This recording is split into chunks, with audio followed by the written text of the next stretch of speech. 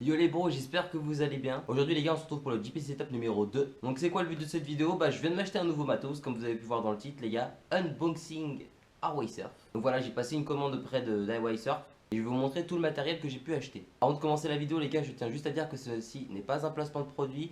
Je n'ai pas été payé pour faire ça, ce n'est pas une vidéo sponsorisée, rien à voir du tout. C'est juste moi qui ai commandé auprès d'Huawei Surf parce que j'avais besoin de nouveau matériel. Parce que mon équipement ça n'allait plus du tout. J'arrête de parler les gars et on commence tout de suite. C'est parti pour le JP Setup numéro 2. C'est parti. On va le faire, mais pas maintenant. On a le temps des mots en l'air et au final on remet à demain. Bon les gars, avant de commencer à déballer le colis, le fameux colis qui est là. Avant de commencer à déballer le colis les gars, je vais quand même vous donner mes impressions sur mon ancien setup. Vous pourrez trouver la vidéo qui contient ce setup en cliquant juste sur le i qui est à droite. Alors, concernant mon ancien setup, pour ceux qui se rappellent, je roulais avec une board ESR middle concave avec un grip J-Up. Au niveau des trucks, c'était des 139 independent. Au niveau des roues, on était sur des Rig-Tac 54 mm. Et concernant les roulements, c'était des Spitfire avec 5. Donc concernant mon setup, qu'est-ce que je peux dire? On va commencer d'abord par la board. Ma board, comme j'ai dit, ESR 8.0 middle concave. Qu'est-ce que j'en ai pensé de cette board? Franchement, pour le prix que c'était, j'ai payé cette planche 30-35 euros. C'était une très bonne board qui m'a duré très longtemps. Pour vous dire, j'ai commencé à sentir que vraiment la board a perdu du pop à peu près au niveau de 2-3 mois. Que je perdais du concave. Mais la board restait quand même assez solide. J'en ai cassé 2, c'est vrai, mais j'en ai cassé 2 à peu près sur 1 an. Donc je trouve que c'est plutôt un bon rendement. Et je suis très satisfait de cette board. Niveau du grip, c'est du J-Up. C'est ce que je quête depuis presque... Concernant le grip, c'est du J-Up classique, c'est ce que je quête depuis 7 ans et pour moi ça m'a jamais posé de problème, donc j'en suis très content. Au niveau des trucks, des independent que j'ai skaté 3 ans et franchement les gars, j'ai jamais trouvé des trucks comme ça, c'était incroyable, ces trucks m'ont duré très longtemps, très solides. Au niveau du grind, parfait, vraiment une très bonne accroche, tu te sens vraiment à l'aise sur ces trucks là, très résistant, franchement j'ai grave kiffé. La visserie j'en parlerai pas parce que c'est de la visserie donc j'ai pas trop de choses à dire là-dessus. Concernant les roues, des 54 mm. Franchement, c'était des très bonnes roues. Et je les ai grave kiffées. C'est pareil, celles-là, j'ai dû les rouler au minimum 8 ans. 8 ans. Je les ai roulées à peu près 1 an et franchement, très bonne roue. Le seul truc que je pourrais dire dessus, c'est que tu perds vite de l'accroche dessus. Au moment où tu veux faire des power slides, du moment où tu veux faire des reverse et tout, tu perds un peu de ça. Mais sinon, franchement, à part ça, c'était vraiment quand même des très bonnes roues qui m'ont duré assez longtemps. Le seul point négatif quand même que je vais retenir dans tout ce setup, c'est au niveau des roulements. Pour vous dire, sur 1 an, j'ai changé 3 fois. J'ai eu des Spitfire avec 5. J'ai eu ensuite des Lucky avec 5 et j'ai repris des Spitfire avec 5. Et je trouve que quand même c'est assez chiant de changer 3 fois de roulement en l'espace d'1 an. Après, je sais que les roulements c'est pas fait pour tenir super longtemps non plus. Mais après j'ai quand même fait super attention. Je n'ai pas skaté où il y avait du sable, je n'ai pas skaté quand il pleuvait. Ma board et mes roulements n'ont jamais pris l'eau.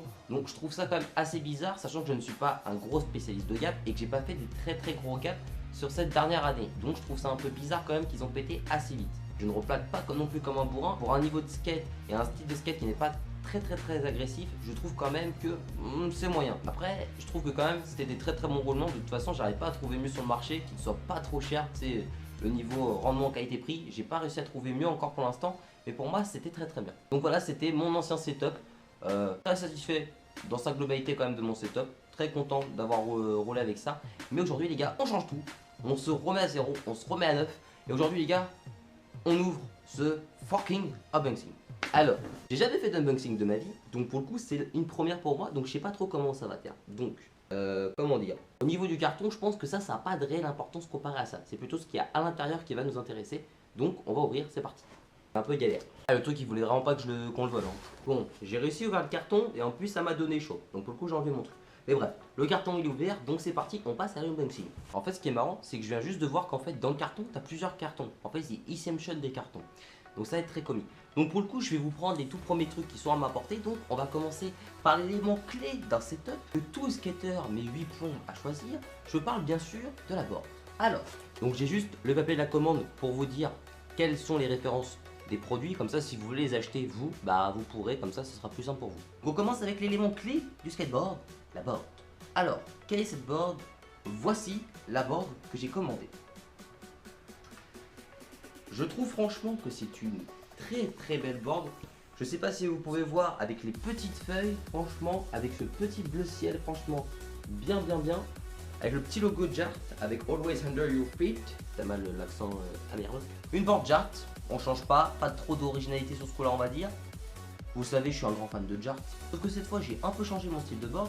Ça veut dire que si vous voyez bien, on est toujours sur du middle concave, mais un peu plus soutenu quand même. Et la taille de la board, ce n'est pas une 8.0 comme j'ai l'habitude de prendre, c'est une 8.1.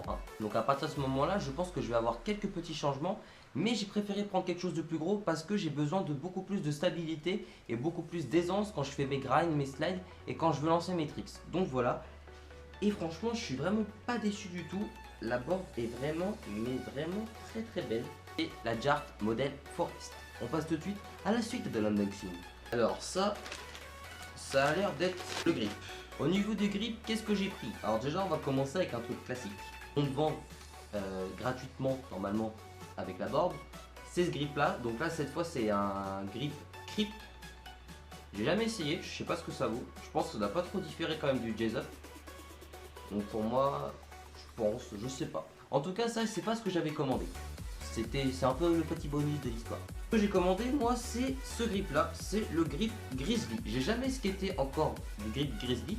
Et franchement, j'avais envie d'essayer pour voir ce que ça fait. Est-ce que ça change vraiment si tu prends un grip Grizzly ou si tu peux rester sur du J-Up ou si tu peux aller sur du Crip ou sur du je sais pas quoi, tu vois. Est-ce que ça change vraiment? Pour le coup, je vais vous montrer à quoi il ressemble quand même. Pour le grip, on a ça. Du grip Grizzly classique. Voilà, je l'ai pris avec le logo. Je vous ai dit, j'ai jamais essayé de skater avec ça. Donc pour le coup, ça va être une première. Je vous referai, je pense, une vidéo pour vous dire qu'est-ce que j'en ai pensé de tout ce matériel. Mais pour l'instant, pour moi, ça m'a l'air quand même bien parti. Et franchement, le grip est vraiment pas dégueulasse. Je kiffe bien. Avec le petit logo du nounours. Franchement, ça passe crème. Donc voilà, ça sera la découverte du jour avec la board en 8.1. C'est deux nouveaux trucs que j'ai pris et je veux vraiment savoir si ça change beaucoup. On continue l'unboxing. Je vous l'ai dit que c'était Inception Unboxing.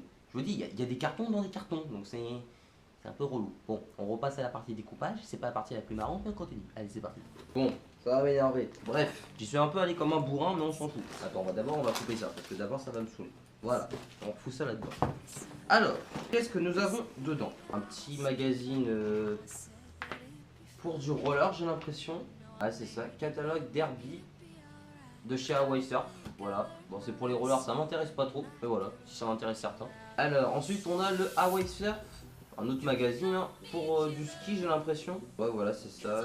Casque, snow, ski, les gants, les lunettes. Voilà, bon, voilà, si vous voulez jeter un coup d'œil. Maintenant, on commence par quoi? On va commencer par le truc théoriquement qui suit théoriquement la board. Normalement, c'est les trucks. Alors, pour les trucks ici présents, c'est des Independent Truck Silver et je les ai pris toujours en 139. Pour le coup, je sais pas s'il fallait que je change, s'il fallait que je passe sur du 149 ou quoi, donc pour le coup, pour pas être sûr de pas trop être perturbé, j'ai pris des 139. C'est les mêmes que j'avais avant, donc franchement, il va pas y avoir de grosses différences dessus. Je les ai pris parce que j'ai tellement kiffé les anciens, ils m'ont tellement duré longtemps que je ne pouvais vraiment pas ne pas passer à côté de ça. Donc voilà, au moins je sais que c'est une valeur sûre pour moi. Je pense dans tous les cas que les indies ça reste les meilleurs trucs. Je sais que Venture fait quand même de très bons trucs, mais franchement, je pense que les indies, et franchement là ils sont vraiment parfaits, vous laisse voir. Franchement les trucs sont vraiment parfaits de chez parfait. C'est ce que je skate depuis quand même pas mal d'années, et je pense que franchement ça peut être vraiment pas mal. Donc voilà, on a les deux trucs. On continue notre truc, notre périple, le petit sticker de chez Hawaii Surf, voilà. Il ira sûrement sur ma board, je pense, ou sur mon mur. Alors, on continue. L'autre petit logo. Hein. Au niveau de la visserie, attends, je vous ai spoilé ce qu'il y avait dedans. On va partir sur du truc très simple. Je suis parti sur des cartes. On va pas changer les quêtes qui gagnent, hein, comme d'habitude, non. C'est ce que j'ai skaté depuis très longtemps. Donc c'est soit de la visserie classique, c'est le vieux truc que tu achètes à Decathlon ou du Jart. C'est ce qui m'a duré assez longtemps. Mais vraiment, ma visserie était complètement morte là, mais vraiment morte de chez morte. Et j'avais besoin de changer aussi, donc voilà. En taille, c'est du 1 pouce, donc voilà. Pour moi, c'est très bien. On verra ce que ça donne. Donc pour continuer cet unboxing, on passe maintenant sur les roues. Alors, au niveau des roues, c'est des Ricta Sandoval NRG, taille 53 mm, qui ressemble à ceci. Donc franchement, au niveau de la gomme, c'est quand même une gomme, elle est vraiment pas mal. Je sais pas si vous pouvez voir, mais c'est carrément incrusté, carrément le petit logo de Ricta dedans. Donc franchement vraiment pas mal, j'aime beaucoup le graphe. En plus c'est blanc, ça reste assez simple. Et pour le coup comme ça, si je veux les retourner pour pas qu'elles soient trop crades, c'est pareil. Il y en a même un petit logo derrière aussi. Voilà, Pareil, on change pas une équipe qui gagne. J'ai par contre descendu au niveau de la taille. J'étais sur du 54 mm avant, je suis passé sur du 53. Et pour le coup, j'aimerais bien voir si est-ce que ça va durer longtemps. Parce que mes 54 n'ont pas réellement beaucoup diminué au niveau de leur taille, même avec l'usure. Et j'aimerais bien voir si avec du 53, ça fait la même chose ou pas. En tout cas, voilà. Pour moi, elles sont quand même bien fraîches. On va voir ce que ça donne quand la bande sera totalement montée. Mais en tout cas, c'est bien cool cette petite histoire. Voilà. C'était les Ricta Sandoval Energy.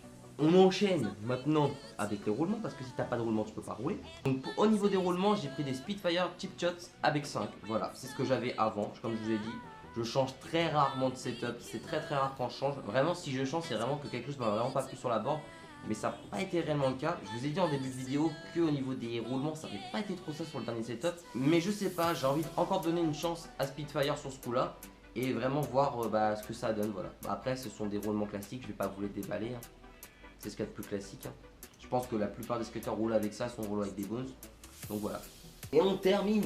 Bon ça c'était un petit surplus. Et pour le coup, on va finir avec quand même l'élément quand même important dans cette setup. Il faut toujours un tool. Parce que si t'as pas de tool, c'est un peu compliqué de monter ta board. Donc il faut quand même utiliser des outils à l'ancienne, tu vois.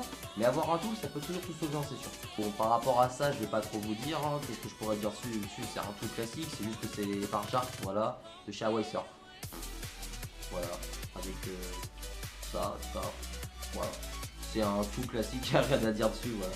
Donc voilà, les gars, c'est terminé. L'unboxing est terminé, voilà. Ça, c'est vide, ça dégage.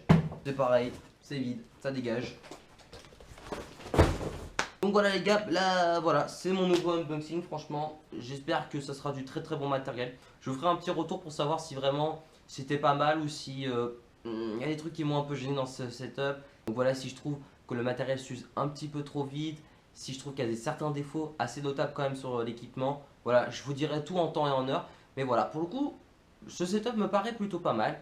On verra directement en parc. Donc voilà les gars, la vidéo touche à sa fin, j'espère que vous l'aurez apprécié les gars. Voilà, c'était mon premier unboxing. Je sais pas s'il vous a plu, mais en tout cas les gars, ça m'a fait plaisir d'ouvrir ce colis avec vous.